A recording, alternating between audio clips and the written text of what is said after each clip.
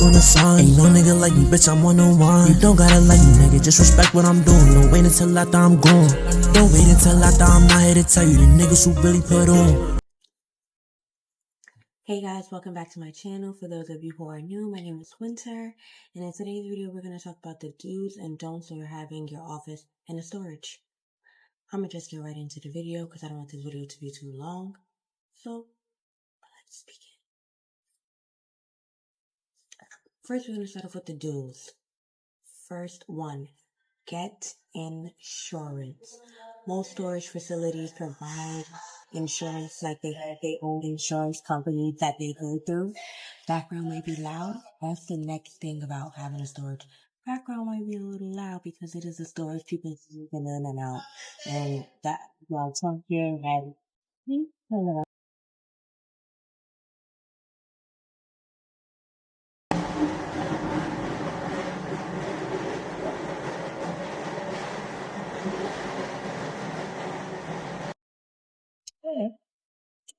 so, do get insurance.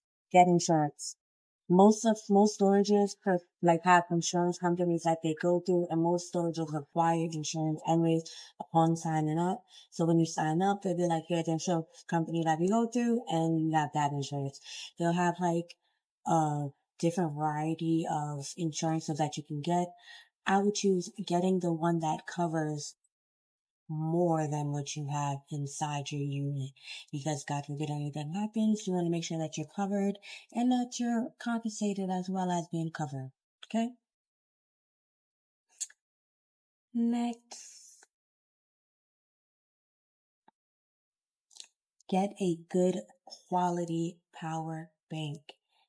Power banks are costly, but it is worth it, and you need a good one in order to have lights. It's what turns it from a storage into an office. Without a power bank, it's just a storage unit.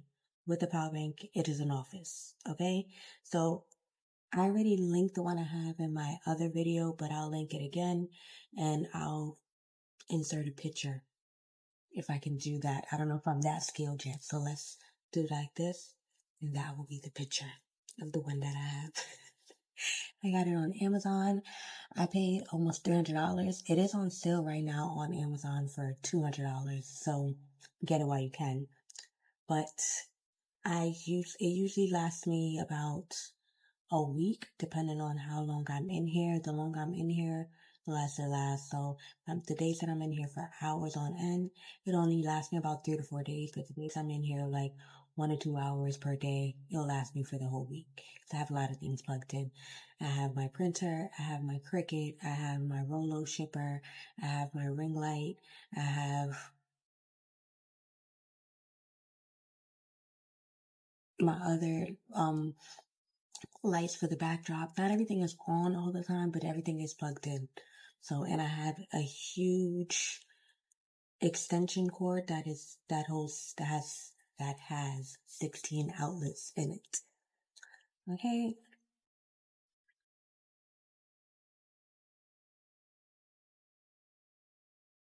Another do. Get lighting. It is a storage unit. So the only lighting that you will have is the one provided by the storage, which is the ones in the hallway, which are automatic. When you walk past, it'll turn on. But again, it's automatic. If you're in your unit all day, it's going to turn off like it is now currently for me. But you can't tell because I have my ring light. So I have enough light shining in on me to create this video. So get lighting. Invest in lighting.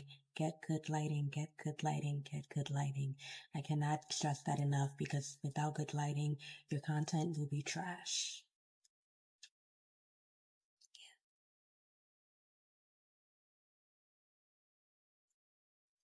Next one, and probably like one of the most important ones, I would say run the idea past your storage unit and let them know what you're doing. Like when I signed up, I basically said, hey, this is what I'm trying to do. I want to turn it to an office. This is what I have. What size do you think would be good for me, or what size do you think I would be able to do that in? Like, I didn't necessarily ask for permission, like, oh, is it okay if I have an office? I just basically told them that I want to set up an office for my business. I have a business, I want to set up an office. what size you think would be good? These are all the things that I have. And then we went from there. So run it past your storage because I did find out that it is illegal in some states to have an office inside a storage unit. So it's better be safe than sorry. Just run it past them.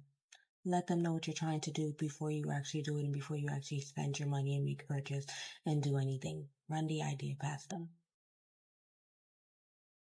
That's it for right now. If I have any more, I'll say it and then I'll add it in with the do's. But all right, let's move on to the don'ts. Do not store food or leave food inside your unit. Do not store garbage inside your unit. Take your garbage out the same day that you are leaving. Do not leave it overnight. You do not want bugs to come. It is a storage unit, okay? You do not want any bugs, any animals. This is your product. This is your stuff. This is your business. Okay, treat it as such. Right? Next. I will personally say do not keep your gate open when you are inside. You have a bunch of valuable stuff in here. This is your business. Like I said, it's your office. So you have important things inside of here. Do not keep it open. You don't need anybody inside your business, anybody knowing what you're doing. And you don't want anybody to just be able to come and run in before you have a chance to like defend yourself or do anything or run in trying to take something because you don't want to leave it to your storage to protect yourself, basically. How I keep my gate down. I'm going to show you the kettlebell that I use.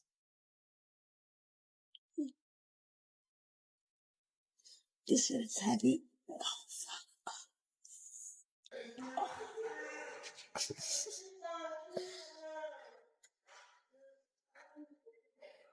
It says 30 pounds. Oh.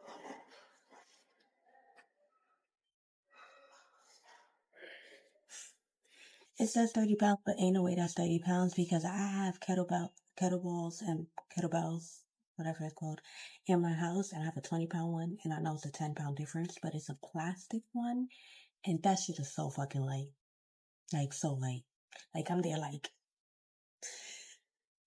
and this shit, I need 2 hands for that shit. Because it's a different material, but it's still like, but yeah. That's besides the point. That is the one that I have. And I just put like the handle part, the part that you hold on to. I just put that down on like, you know how you have like the little latch on the thing? I'll show you guys later what I mean, like how I do it. But yeah. Anyways, like I said, don't leave any food or trash. You don't want roaches or bugs. I mean, unless you do want roaches and bugs, and do whatever floats your boat.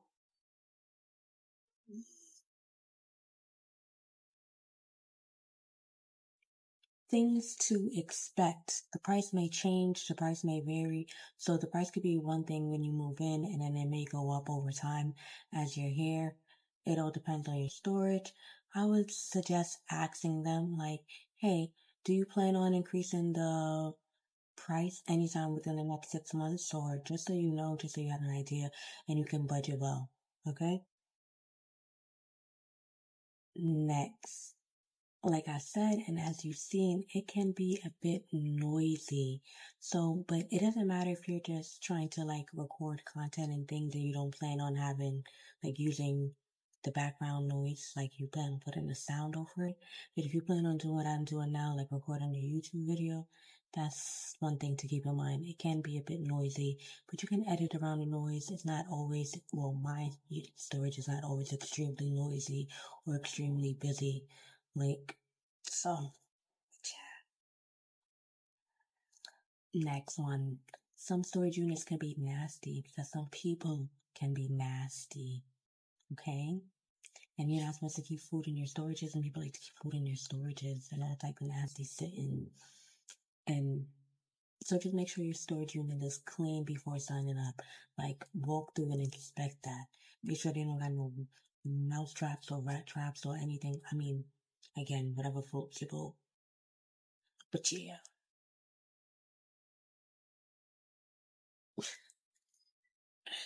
Okay. Things to look out slash beware for. If you are taking a unit that is on the ground level and that is in the basement, be aware of flooding. This is my third unit, okay? The first one was a 10 by 10. I felt like it was too small. I'll insert a picture on that because I never showed you guys what that one looked like. So I felt like that unit was just too small to accomplish what I'm trying to do. But I'll show you my setup in my 10 by 10 so you can see like if that's perfect for you. And then I'll also show you the setup in my 10 by 20 for those of you who didn't see that video. But what was I talking about? Okay. Yes. So this is my third unit. And so the first one, the 10 by 10, that was on the third floor. There was no issues with that. It was just too small. Second one was when I went to the 10 by 20. The only ones they had available was in the basement. First issue with the basement, no signal. So even with my Wi-Fi box, I couldn't get no service. I wasn't getting no Wi-Fi because there was just no cell service down there, period. And you need some type of signal in order for your Wi-Fi box to work. So one thing to look out for. Next thing, the unit got flooded. When I say flooded, I mean flooded. You can go back and watch that video. I'll leave it, like if you stay to the end, you know how you can see like other suggested videos. I'll leave that one as suggested. It was flooded. So many of my things got ruined and damaged. So that is something to look out for, which is also why it's important that you have insurance. Okay? So be aware of that when you're selecting units on the ground floor and in the basement. Um,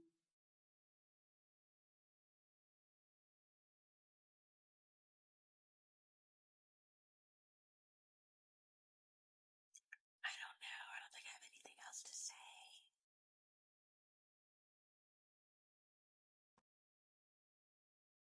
Do. So and also in running the idea past your storage unit or the storage unit manager, you can also do your own research. Search the, what's it called? Search the name of the storage facility company and also like just type in, can I have a office, and go on Google, put can I have an office in my storage unit and type in the name of the storage unit facility? And they will bring up their policy, and most places have listed on their website already whether or not you can or you cannot do that in their thing. But again, easier way, you could just run it past them, they'll let you know. But it's always good to do your own research and do your own things because they may not know and they may tell you no just so like just because it's easier to say no than to look it up. So you could do your own research. Also, you can go on Google and just type in, can I run my business from a storage unit? Can I run my business from a storage unit? And then type in like storage facility name and then the prompt 3 times position pop up. Then they'll do this letter. I wonder how bad it'll be when it's time to actually edit to see if you guys can hear me, or this whole video is been long.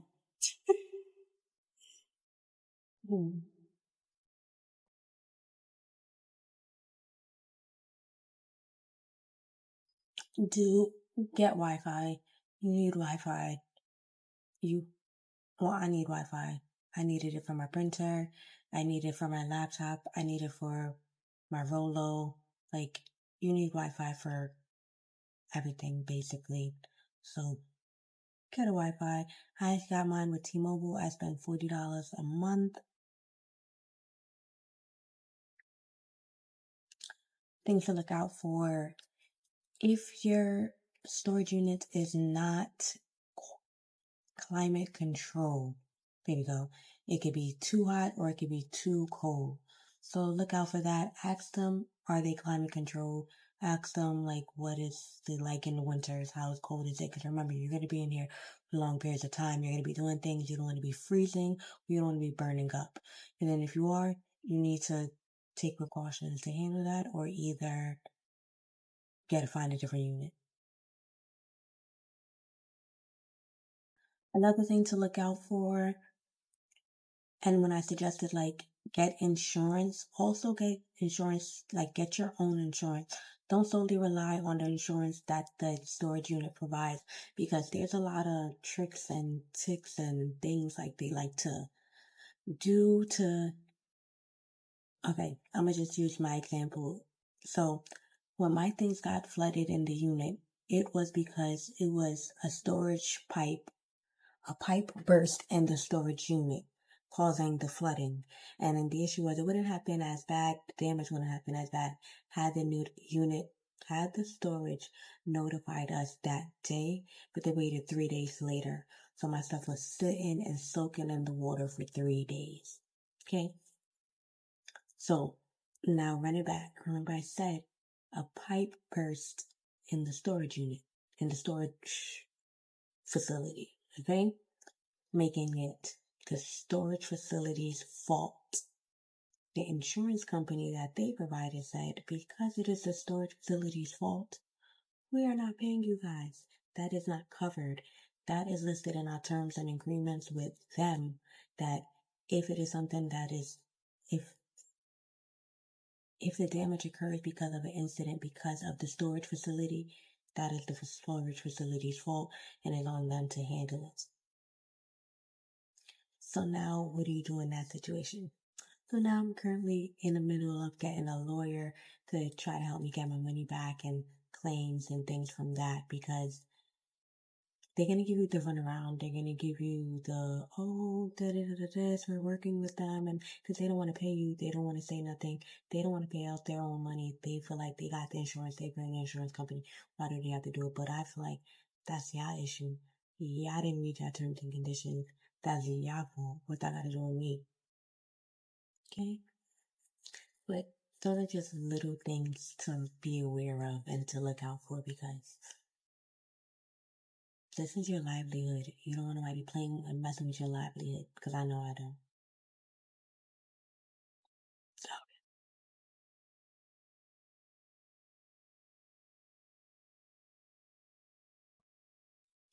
next tips and tricks. If you are somebody who, because as I have a job and then I have my business. So if you work hours that your storage facility unit, the only one that makes sense for you, the hours don't make sense, you can ask them to get 24-hour access so that you can access your unit anytime you want, any hours that you want, whichever deems best for you. We'll make sure that they have 24-hour access first too. Some units provide it, most units provide it. So make sure they have it, ask them, because that's another thing you can get and look out for. That's it for this video. If I think of anything else or have any more do's and don'ts as I continue on our journey with having a storage unit, I'll make a part 2 of this video and I'll let you guys know. But shout out to, let me go find her YouTube name, because if it wasn't for her, you guys wouldn't even be getting this video, because I didn't think about this. So shout out to, find her comment no more.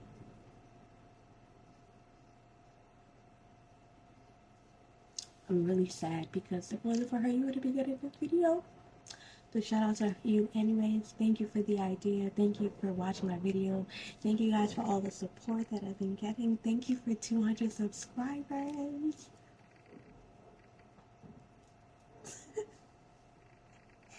Okay, bye guys. Oh, hat that I'm wearing, we sell these.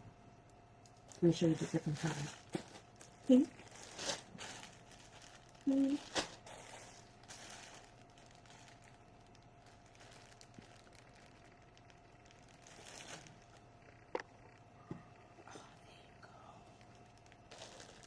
There you go.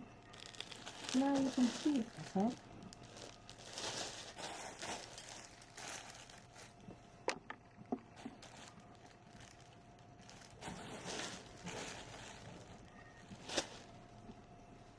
$20, link in the bio.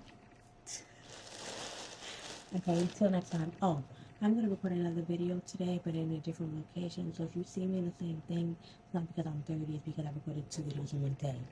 I'm productive, not dirty, okay?